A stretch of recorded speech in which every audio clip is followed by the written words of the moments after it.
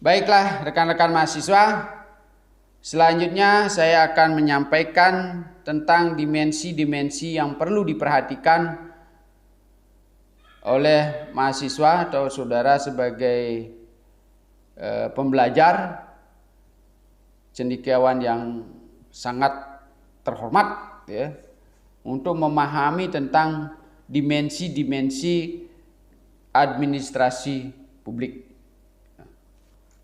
Jadi tentang apa saja yang perlu menjadi perhatian dan bahan kajian, diskusi, ya, pembahasan-pembahasan daripada administrasi publik. Yang pertama adalah dimensi kebijakan. Jadi yang banyak menarik bagi para administrator, ya, para ilmuwan ya, atau peneliti adalah berkaitan banyak dengan kebijakan. Kenapa administrator memikirkan soal kebijakan?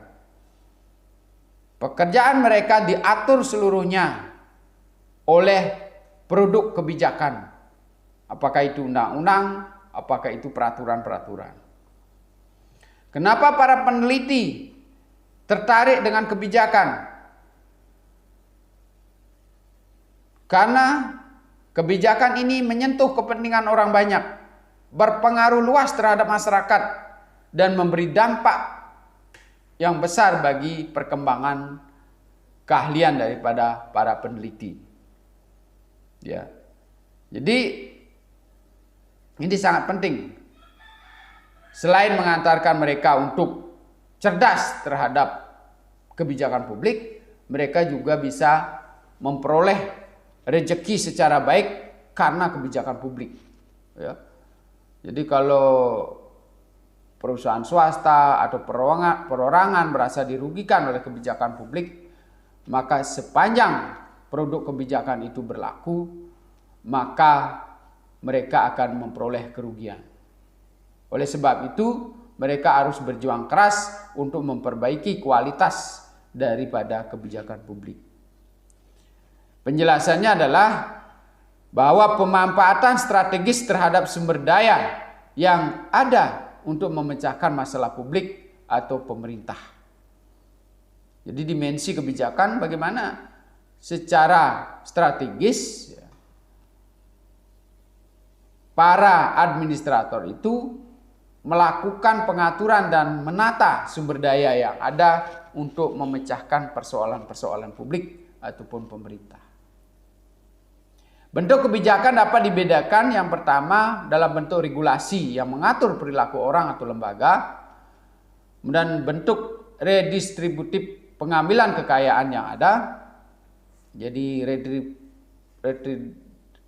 redistribusi ini bagaimana ketika misalnya pajak diambil oleh negara lalu mendistribusikannya kepada masyarakat supaya menghasilkan keadilan bagi masyarakat dan proses pembangunan yang baik bagi seluruh komponen masyarakat, maka redistributif ini menjadi sangat penting untuk dikaji. Sehingga terutama kepentingan-kepentingan untuk melayani masyarakat yang sangat lemah. Kemudian distributif memberikan akses yang sama pada sumber daya tertentu.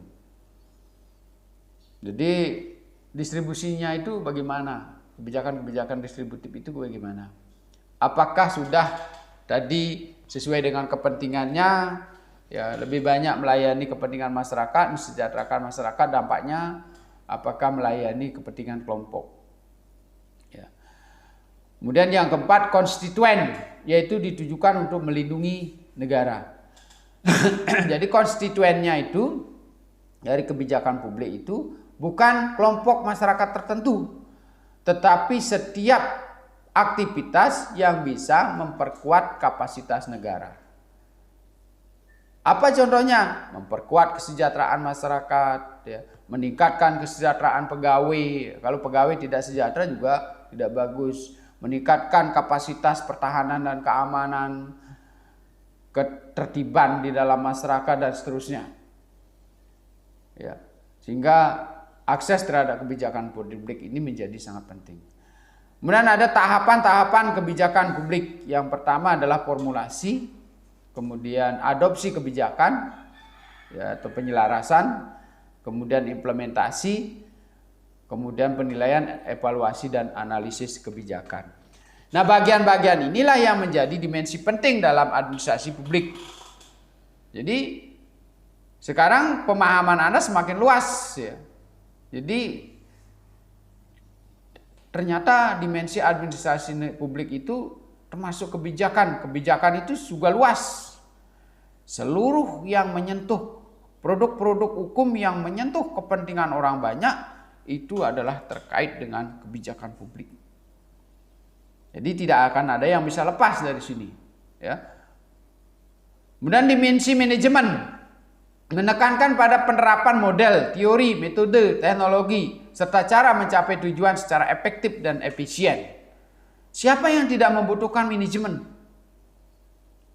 Dari organisasi besar maupun organisasi kecil. Ya. Dari organisasi pemerintah, swasta, maupun organisasi yang sifatnya non pemerintah maupun swasta seperti organisasi olahraga, organisasi penduduk lokal atau kearifan lokal, ya, suku duku, desa adat, subak, dan seterusnya. Ya. Organisasi keagamaan, ya, yayasan, dan seterusnya. Semua membutuhkan manajemen. Manajemen diartikan sebagai proses pencapaian hasil melalui orang lain, yang terdiri dari proses kerjasama. Jadi bagaimana manajemen itu meningkatkan kerjasama, meningkatkan sinergitas di antara orang-orang yang bekerja sama. Dilakukan oleh 2 orang atau lebih, dipimpin oleh seorang manajer atau pimpinan. Bagaimana membentuk pimpinan? Bagaimana proses pimpinan itu terbentuk? Ya. Hal apa yang melatar belakangi bahwa orang itu pantas menjadi pemimpin? Pemimpin ini di semua organisasi dibutuhkan. Melaksanakan prinsip-prinsip tertentu yang telah teruji keterhandalannya. Jadi wajib belajar para administrator untuk meningkatkan kapasitas dan keterhandalan daripada organisasi atau SDM yang bekerja di dalam organisasi bersangkutan. Jadi kita sudah 2 dimensi kita pelajari. Pertama, kebijakan publik yang mengatur seluruh rangkaian kegiatan. Yang kedua adalah manajemen. Isu penting dalam administrasi. Jadi ini hal-hal yang berkaitan dengan manajemen. Nah, kita lanjutkan dengan isu penting dalam administrasi publik. Apa saja yang menjadi isu yang terus berkumandang di telinga, di pemikiran, di pembicaraan para ahli kebijakan, kaum akademisi administrasi publik, dan masyarakat administrasi. Yang pertama, privatisasi dalam layanan pemerintah. Saudara sudah sering mendengar kontrak lelang jabatan. Saudara sering mendengar layanan pemerintah sebagian besar dikerjakan oleh swasta. Ya, seperti telekomunikasi, bidang kesehatan, bidang pendidikan, ya. Atau sebaliknya, pemerintah juga melakukan kegiatan yang berbau swasta, bisnis, seperti asuransi, BUMN, ya, BUMDes. Ya. Jadi tidak hanya melayani saja, tetapi juga perlu menghasilkan uang. Ya. Layanan-layanan yang sifatnya boleh diberikan pada swasta diserahkan pada swasta. Sehingga nanti swasta juga bersaing untuk meningkatkan kualitas untuk melayani masyarakat secara baik. Rasionalitas dan akuntabilitas. Ya. Bagaimana menyesuaikan sistem layanan publik supaya diterima secara rasional. Ya.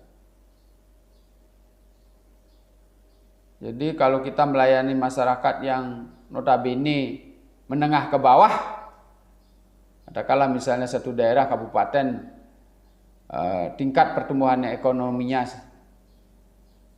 rendah, maka layanan-layanan diberikan harus terjangkau oleh masyarakat. Kemudian akuntabilitas, mereka harus bertanggung jawab secara penuh baik dari program maupun pertanggungjawaban keuangan maupun pertanggungjawaban publik. Nah, ini akan terus digojok oleh masyarakat menjadi isu penting. Ya. Meskipun sekarang pemerintah merasakan secara efektif akuntabel sudah dirasakan. Tapi pergerakan masyarakat yang selalu menuntut kualitas yang lebih itu akan membuat kita terus membicarakan soal rasionalitas dan akuntabilitas. Kemudian perencanaan dan kontrol. Ya. Jadi perencanaan terus diredefinisi. Bagaimana lebih banyak melibatkan atau partisipasi masyarakat. Sudah berpartisipasi secara langsung, sekarang supaya masyarakat tidak banyak pergerakan melalui IT. Nah, kembali ada kewajiban untuk bagaimana membuat perencanaan melalui sistem teknologi informasi, termasuk juga pengawasan. Bidang keuangan dan penganggaran. Jadi terus dilakukan perubahan-perubahan standarisasi akuntansi keuangan negara maupun swasta. Yang tujuannya adalah meningkatkan efisiensi dan tidak terjadi pemborosan anggaran yang mengakibatkan pada kerugian-kerugian dan fasilitas pelayanan menjadi berkualitas rendah. Produktivitas sumber daya manusia terus ditingkatkan, pelatihan-pelatihan terus dilakukan. Media yang digunakan semakin bervariasi. Ya. Dari awalnya peserta didik datang ke tempat pelatihan, bergeser pada pelatih datang ke tempat peserta didik. Lalu bergeser lagi, pelatih dan peserta didik berada di tempatnya masing-masing. Dibantu oleh IT, seperti sekarang ini, saudara bisa belajar bersama dengan dosennya. Kemudian isu pelibatan sektor swasta dan masyarakat. Kalau dulu sebagian diserahkan kepada swasta maupun masyarakat, ke depan bisa sepenuhnya diserahkan pada swasta maupun masyarakat. Pemerintah hanya fasilitator ataupun penyedia layanan-layanan yang tidak bisa disediakan oleh swasta maupun masyarakat tersebut. Kemudian isu berikutnya adalah akuntabilitas manajemen yang meliputi kompetensi standar tugas pekerjaan. Jadi pegawai sudah harus memiliki kompetensi. Dosen harus disertifikasi. Ya, dokter disertifikasi. Lembaga juga disertifikasi, ya, diakreditasi. Ya, apakah akreditasi B, apakah akreditasi C, A dan sebagainya. Masing-masing memiliki standar. Atau internasional, ISO 2000, ISO 15000. Ya. Manajemen kinerja. Jadi berbasis kinerja. Ya, kalau dulu namanya DP3. Sekarang manajemen berbasis kinerja. Jadi bukti-bukti sudah semakin jelas. Tidak hanya sekedar mengisi blanko. Harus disertai dengan bukti. Ya, kegiatan. Tidak cukup bukti kegiatan, tapi hasil dampak terhadap masyarakat dari seluruh komponen atau kegiatan kebijakan yang dilaksanakan. Pengorganisasian dan pengontrolan sumber daya yang tidak hanya dikontrol oleh atasannya, tetapi juga dikontrol oleh masyarakat maupun sistem. Ya. Jadi kalau Anda misalnya pergi ke jalan raya, tidak hanya dikontrol oleh lalu lintas, tapi sistem. Sistem belum kuat karena belum bisa dijadikan barang bukti, kamera, foto dan sebagainya. Dibuatkan produk undang-undang supaya kamera hasil foto, hasil video bisa menjadi bukti untuk menindak seseorang. Belum cukup diciptakan teknologi untuk menganalisis apakah video ataupun foto itu asli atau editan dan sebagainya. Tercipta teknologi yang membantu administrasi untuk melakukan verifikasi terhadap sistem tersebut. Nah, ini semakin canggih, isu-isu ini akan terus berkembang. Ya. Kemudian sistem insentif dan disinsentif. Ya. Jadi kalau ada orang-orang yang melanggar secara administratif ada sanksinya. Ya.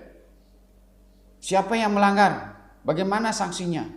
Kemudian sebaliknya yang berprestasi ada insentif.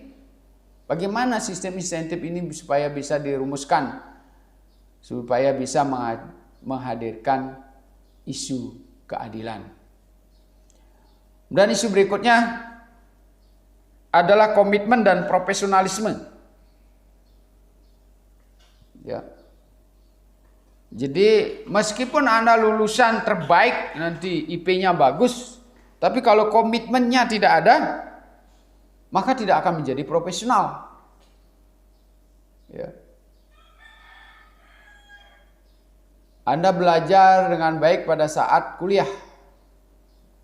Ya, mungkin saja juga Anda berpraktik sehingga Anda mendapatkan IP yang bagus. Sehingga soal-soal dan persoalan-persoalan studi Anda dengan mudah bisa Anda lalui. Jadi kalau Anda hanya belajar teori tok, barangkali tidak akan mencapai IP yang terbaik. Ya. Nah, setelah selesai menjadi cum laude misalnya, komitmen Anda turun ketika berada di tempat kerja. Nah, banyak nanti yang berpengaruh. Ketidaksenangan tempat kerja, ya, tidak sesuaian dengan keilmuan dengan tempat kerja, ya, kemudian secara sosial tidak senang dengan teman-teman kerja atau pimpinan di sana, sehingga berpengaruh terhadap kinerja saudara, akan mempengaruhi profesionalisme administrator. Nah, kemudian kita bicarakan juga hal lain, dimensi lain, fungsi manajemen. Ya, kita masih bicara tentang fungsi manajemen. Ya. Jadi pertama kebijakan, tentang sekarang dimensi manajemen.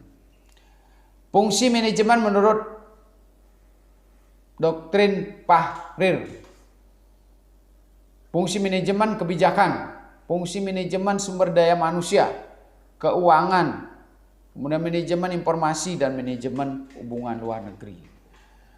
Jadi ini lima fungsi ini saja sudah sangat luas. Yang beberapa sudah saya jelaskan tadi. Nah, manajemen informasi nanti kita belajar tersendiri berkaitan dengan pemanfaatan teknologi untuk belajar administrasi publik. Kemudian hubungan luar, ya, apakah luar organisasi maupun luar negeri. Ya, ini juga ada manajemennya supaya saudara memperoleh kemanfaatan ketika melakukan kontak atau kerjasama atau kemitraan dengan pihak luar. Contoh misalnya kalau studi banding tidak sekedar studi banding, ya, atau judulnya studi banding tapi malah prakteknya adalah Anda jalan-jalan keluar kota. Tetapi betul-betul harus menghasilkan secara administrasi bermanfaat bagi kepentingan organisasi dan masyarakat yang kita wakili ketika melakukan studi banding. Nah, kemudian dimensi yang ketiga, dimensi struktur organisasi. Berkenaan dengan siapa yang harus mengimplementasikan dan mengerjakan apa yang sudah diputuskan. Jadi kemampuan untuk mengorganisir orang, kemampuan untuk mengorganisir pekerjaan. Ya, tupoksinya siapa yang mengerjakan? Siapa yang melakukan? Administrator melalui proses-proses administrasi. Ya. Di proses-proses administrasinya apa? Apakah kepemimpinannya bagus? Apakah motivasinya bagus? Apakah human relationnya bagus? apakah public relationnya bagus untuk meningkatkan daya dukung masyarakat, ya. Proses pemilihan pemimpinnya bagus, rekrutmen pegawainya dari sisi administrasi kepegawaian dan sebagainya, ya. Kemudian menempatkan tupoksi dan administrator yang baik berdasarkan merit system, bukan sepuil system atau KKN, ya. Jadi ini administrasi kepegawaian. Apakah zaman sekarang ini yang melihat sumber daya manusia tetap dalam jumlah terbatas, di sisi lain jumlah penduduk meningkat dengan kualitas belum baik, kita masih merekrut orang secara sepuil sistem? Ini pertanyaan besar. Apakah Anda 5 tahun ke depan daerah Anda menjadi terbelakang atau menjadi maju? Kalau ingin maju, bisa bersaing dengan daerah-daerah lain atau bisa melayani masyarakat secara baik, pilihannya adalah merit system. Pilihlah orang-orang yang memiliki kompetensi di bidangnya untuk mengerjakan tupoksi di bidang pemerintahan.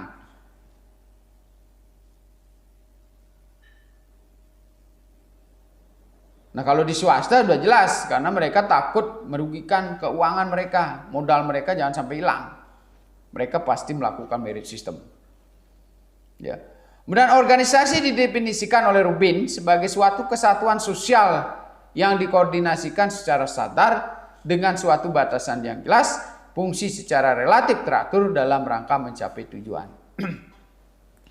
Jadi harus dikembalikan pada fungsi organisasi untuk mencapai tujuan yang relatif teratur.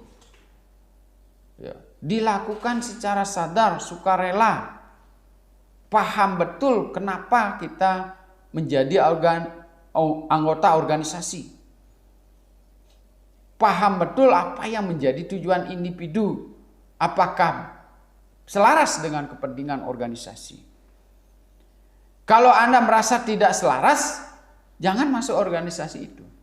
Contoh misalnya, Anda tidak memiliki jiwa sosial, tapi masuk yayasan sosial. Ya.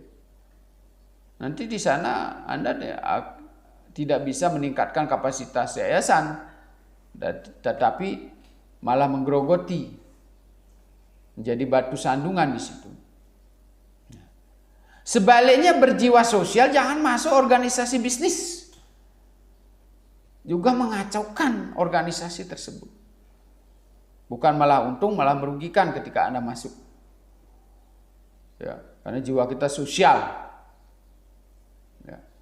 Nah, selanjutnya organisasi dilihat sebagai suatu sistem yang memiliki unsur.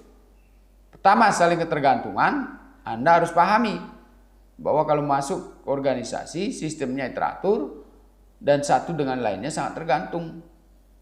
Tidak bisa kita bersifat ego, ingin menang sendiri dan seterusnya. Keterbukaan, kemudian holisme atau bersifat menyeluruh, rasionalisme dan objektif, kemudian kelompok kerja yang kohesif. Ya, jadi diperlukan sinergitas yang saling mendukung di situ. Ya. Nah, sedikit kita gambarkan bentuk struktur organisasi. Jadi yang di sebelah kiri Anda bisa lihat itu ya, bentuk struktur birokratik. Ada kepala, bagian A, bagian B, birokratik. Jadi ini birokratik. Kemudian di Lingping, jadi model-modelnya Anda bisa lihat berbeda dengan yang di sebelah kiri ya. Jadi sebenarnya Lingping ini kekuatannya adalah sinergitas. Kalau birokratik ini sudah baku. Jadi banyak melakukan komando di sini. Sedangkan kalau Lingping ini kemitraan yang banyak. Jadi orang-orang yang bekerja menjadi satu kelompok segitiga ini adalah yang memiliki sinergitas, kemampuan, komitmen ya, kepentingan gitu ya, yang mirip atau sama. Ya. Kemudian ada bentuk struktur proyek di tingkat daerah. Jadi ini proyek atau mungkin dalam bentuk kepanitiaan, ad hoc dan sebagainya. Ya. Nah, isu apa yang terjadi di dalam struktur organisasi yang perlu Anda pahami juga? Gejala Parkinson, seorang pejabat yang cenderung terus-menerus mengangkat bawahan meskipun beban kerja relatif tetap. Contoh pegawai honor, pegawai kontrak, titipan dan sebagainya ini disebut dengan gejala Parkinson. Ya, model manajemen Parkinson. Jadi karena dia berjasa ya, atau kepentingan-kepentingan lain sebagai konstituen, pendukung politik dan sebagainya, sehingga mereka relatif terus mengangkat. Di sisi lain pegawai juga yang diangkat dijanjikan kesejahteraan, ya, sehingga mereka bersedia untuk diangkat, bahkan mungkin juga menerabas, memiliki jiwa menerabas, bisa juga memakai uang titipan dan sebagainya, rela mereka karena dijanjikan kesejahteraan di kemudian hari, apakah diangkat sebagai pegawai negeri atau kontraknya nanti akan diangkat secara finansial. Ya. Kemudian isu berikutnya adalah isu kompetensi, kemampuan, komitmen, kecerdasan daripada pejabat di struktural tersebut. Isu penentuan posisi jabatan. Ya, apakah merit system atau skill system. Ya. Nah, bahkan nanti secara undang-undang pun bisa memungkinkan berkembangnya isu skill system. Ya. Buktinya bisa terjadi pergeseran jabatan itu di antara kerabat dan saudara. Itu berarti secara undang-undang dimungkinkan untuk itu. Meskipun nanti kembali lagi kepada model pilihan masyarakat yang semestinya bergantung pada kompetensi yang mereka miliki. Isu penentuan struktur tidak berdasarkan pada kebutuhan real atau tupoksi tidak jelas. Jadi banyak meniru negara-negara maju yang notabene di daerah kita tidak ada. Dibutuhkan hal tersebut. Ya. Atau daerah-daerah lain, katakanlah di Badung maju karena pariwisata, sehingga banyak dari dinas pariwisata banyak bagian-bagian yang harus dibentuk. Lalu kita di Buleleng yang sebagian besar adalah lahan pertanian, kenapa tidak mengacu pada struktur pertanian yang diperbanyak sehingga bisa menjangkau seluruh potensi-potensi di bidang pertanian yang ada. Isu teoritis tentang sentralisasi dan desentralisasi. Jadi praktek sentralisasi dan desentralisasi dalam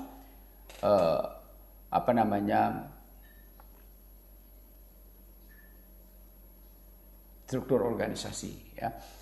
Kemudian dimensi yang keempat adalah dimensi etika. Jadi dimensi etika itu dianalogikan dengan sistem sensor administrasi publik. Jadi bagaimana sebenarnya etika ini berkaitan dengan menciptakan sistem layanan publik ini yang penuh kemanfaatan. Ya. Jadi perbaikan moralitas dan etika dalam administrasi publik sangat potensial dan diperlukan dalam penghematan biaya, baik dalam layanan publik maupun pembangunan. Jadi pertama memang tujuannya adalah menghemat biaya, efisiensi, tidak terjadi pemborosan dan penyelewengan kewenangan. Tapi nanti ujung-ujungnya adalah berdampak pada kecepatan pencapaian tujuan pembangunan, yaitu kesejahteraan masyarakat. Ya. Kecepatan pencapaian kepuasan masyarakat di bidang layanan publik. Ya. Kemudian arti penting dari etika, kenapa etika itu penting menjadi perhatian daripada administrasi publik? Yang pertama adalah sebagai nilai moral dan norma moral yang mengatur perilaku. Jadi sistem nilai ini mengatur perilaku administrator publik. Jadi mereka harus disiplin, ya, tepat waktu, punya indikator-indikator kerja yang jelas, ya, bersifat netral, tidak memihak, dan sebagainya. Sebagai kumpulan asas dan nilai moral yang dikenal dengan kode etik. Jadi setiap kelembagaan publik harus memiliki kode etik. Nah, seperti di kampus ada kode etik dosen, kode etik mahasiswa, kode etik penelitian, pengabdian, belajar mengajar, dan sebagainya. Ya. Dan ilmu tentang baik dan buruk sering disebut juga filsafat moral.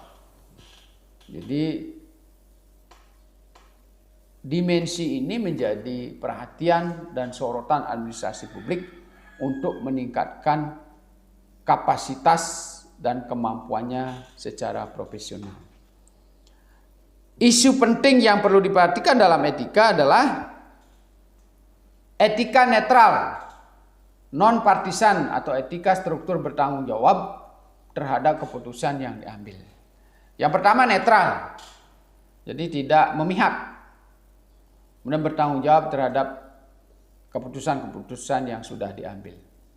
Yang kedua norma yang bersifat absolut, artinya norma itu adalah norma umum yang diterima secara universal oleh seluruh layanan publik, apakah masyarakat, pegawai, ataupun para pimpinan, ya, sehingga wajib dipenuhi dan dilaksanakan jika saudara atau administrator itu menginginkan sistem layanan kita dipercaya dan memberikan kepuasan terhadap masyarakat. Jadi sebenarnya norma ini sebagai penentu perilaku dan dasar pengambilan keputusan. Kemudian norma bersifat relatif, nilai yang dilandaskan pada kenyataan yang ada.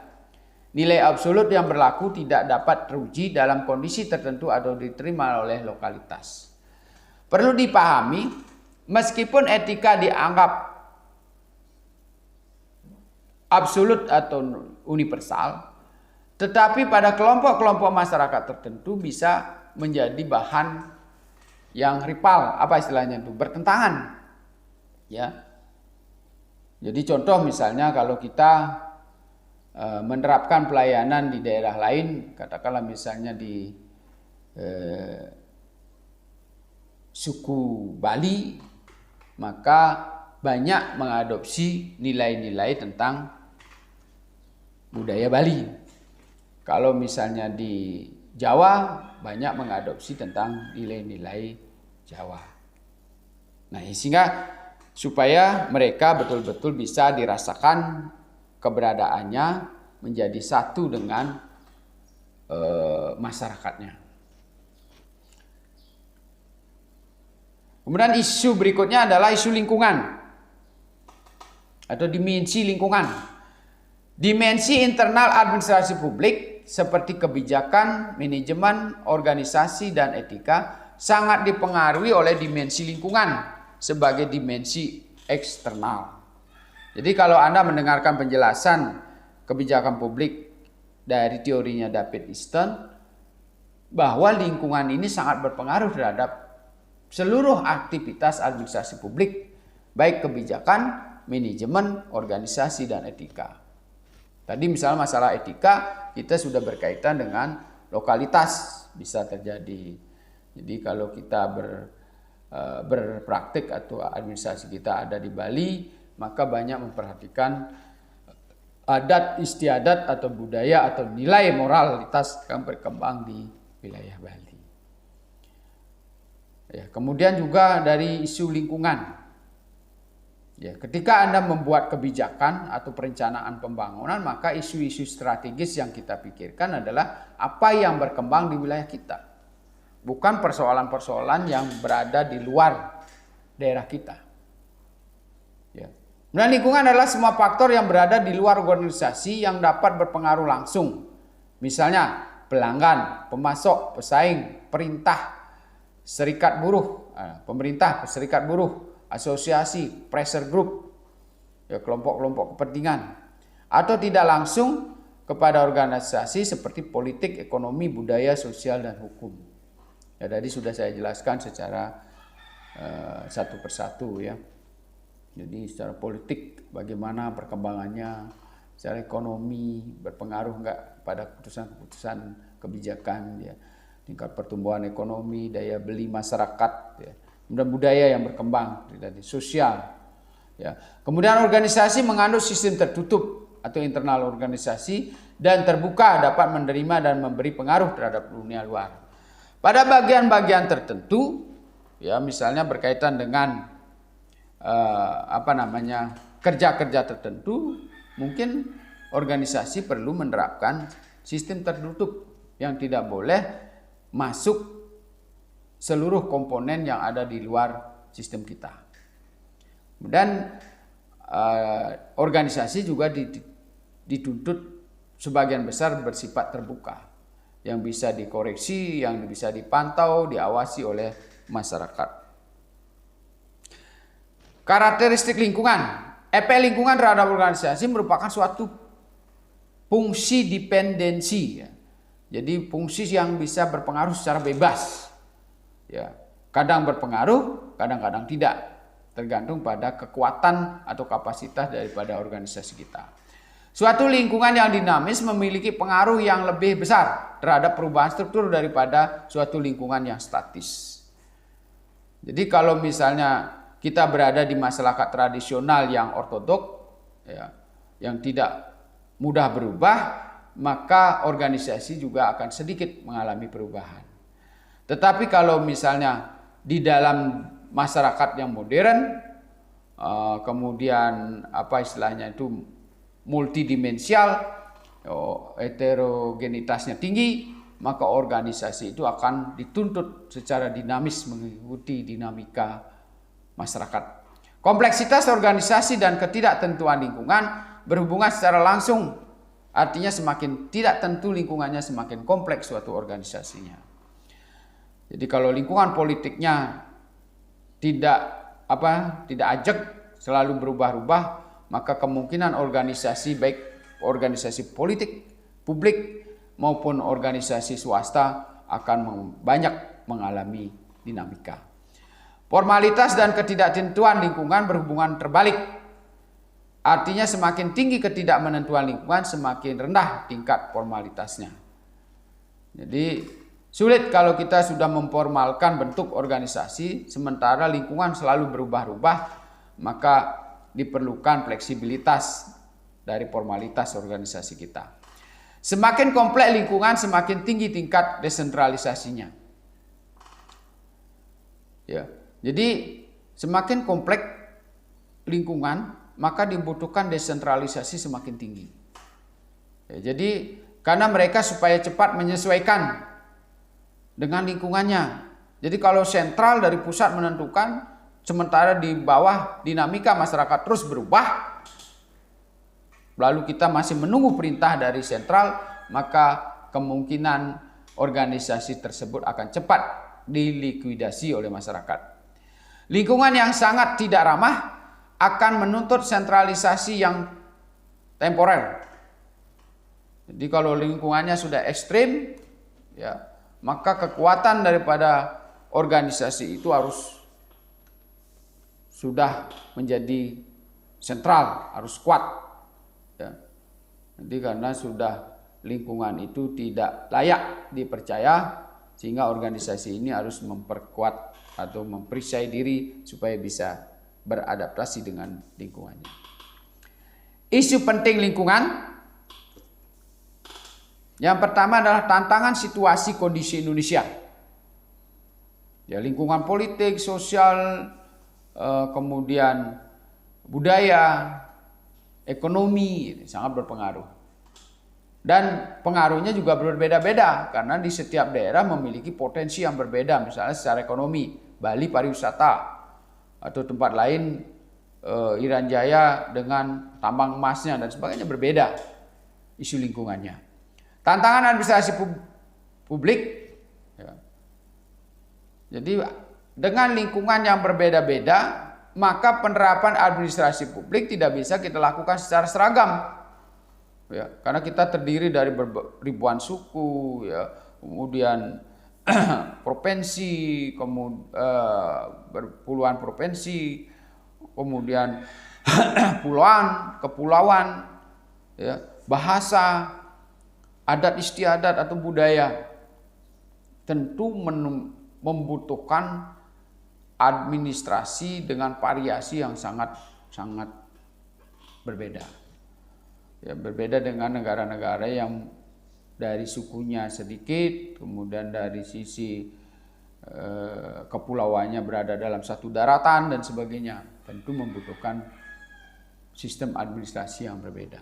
Tantangan pembangunan dunia barat dan globalisasi. Indonesia sudah memiliki variasi yang sangat luar biasa dari sisi suku, agama, ras, kepulauan dan sebagainya, juga termasuk sumber-sumber daya yang dikelola, kelautan, pertanian, pertambangan dan sebagainya.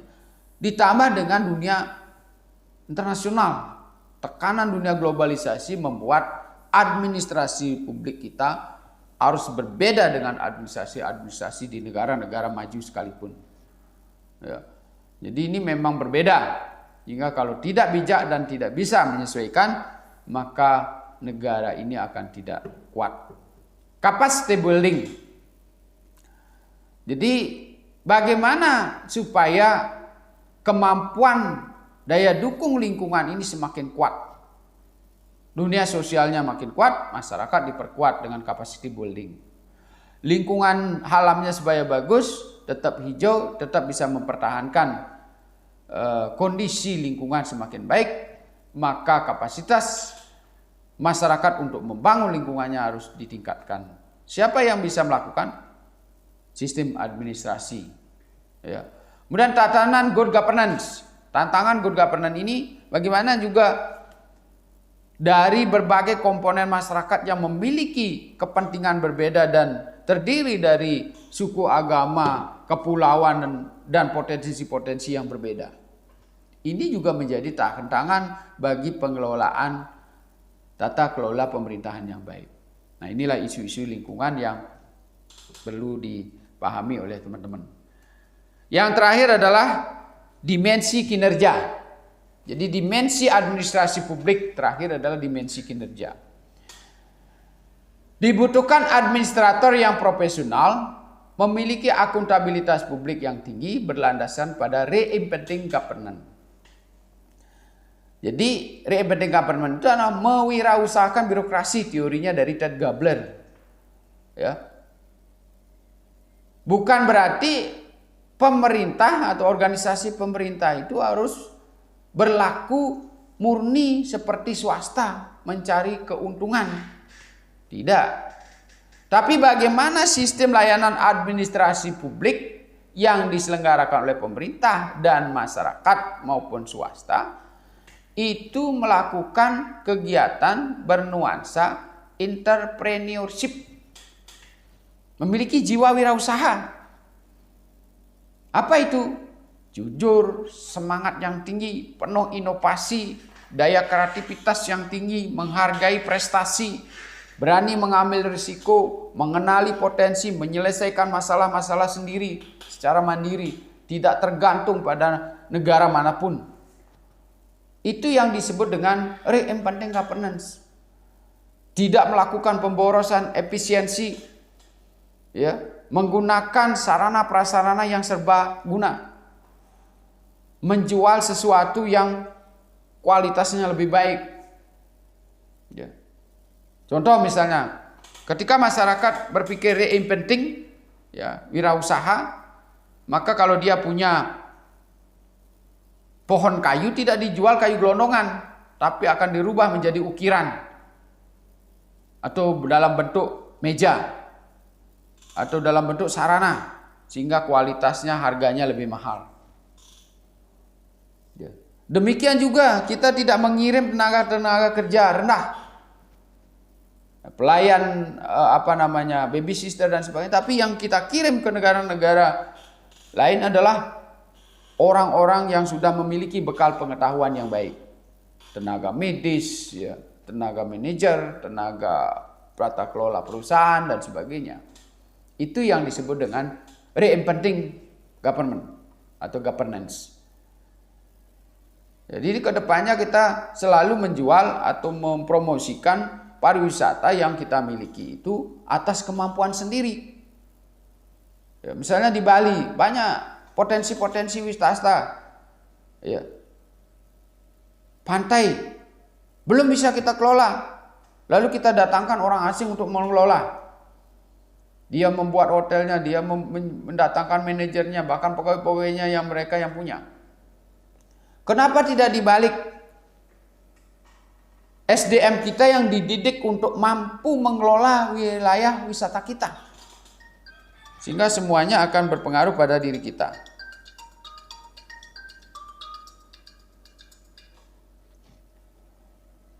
Jadi penting.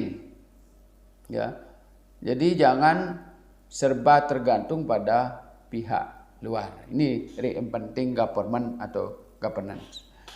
Berikutnya kinerja administrasi publik, yaitu hasil kerja yang dijanjikan kepada publik pada setiap tahun anggaran. Jadi kinerja administrasi publik bisa kita lihat dari indikator berikut.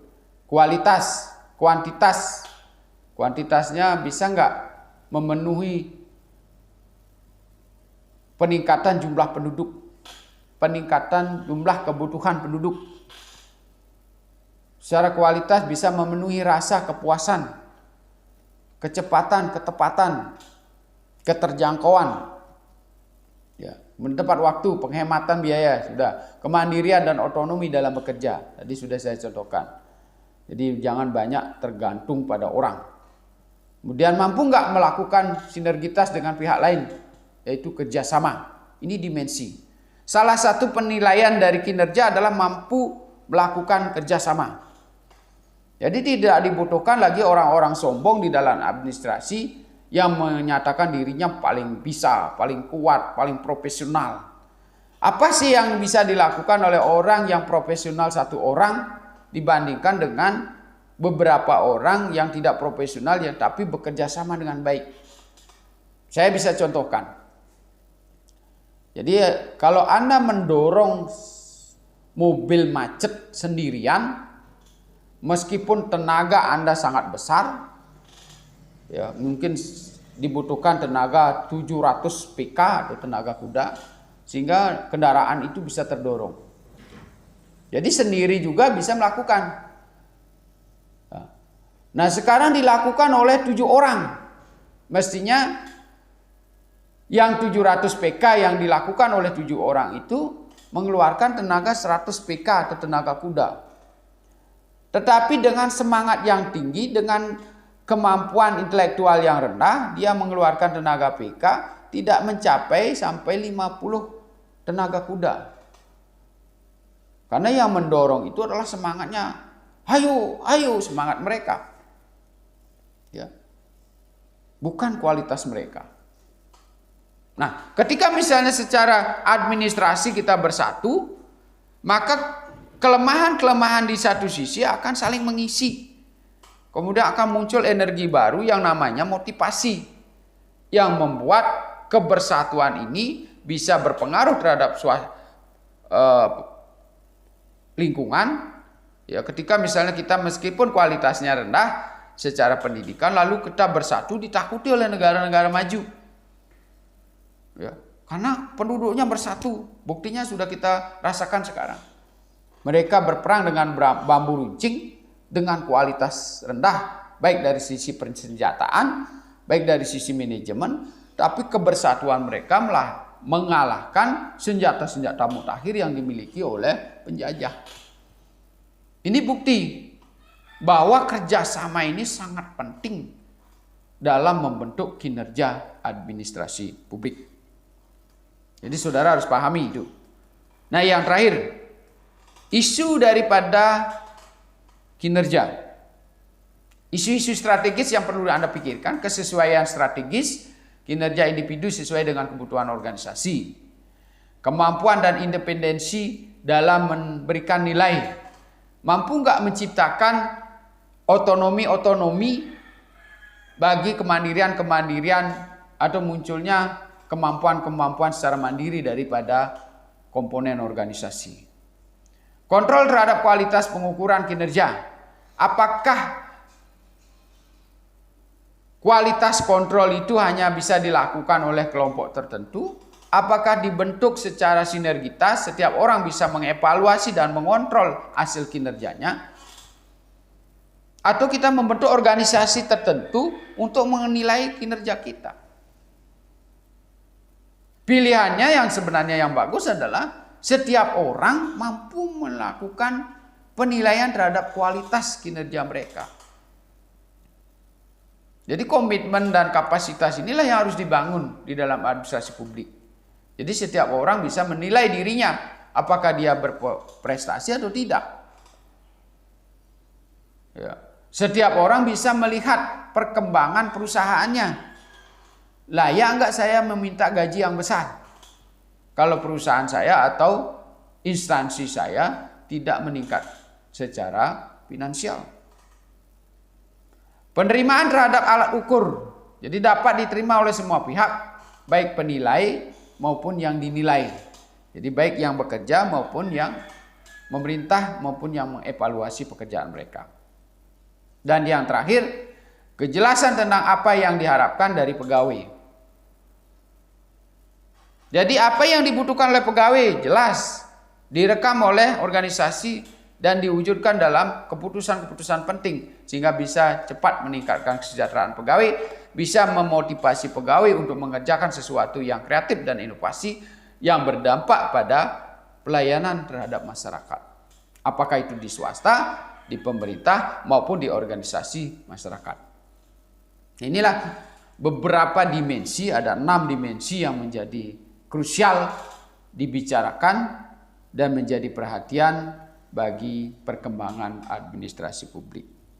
Mudah-mudahan dengan 6 dimensi ini Anda bisa memahami tentang kepentingan-kepentingan apa yang harus kita bahas, yang kita kerjakan dan kita tingkatkan secara kualitas untuk mendukung perkembangan administrasi publik menjadi berkualitas dan bermanfaat bagi kepentingan diri sendiri sebagai tenaga administrator maupun kepentingan meningkatkan kesejahteraan masyarakat dalam rangka memperkuat posisi negara dan swasta dalam mendukung pertumbuhan ekonomi masyarakat.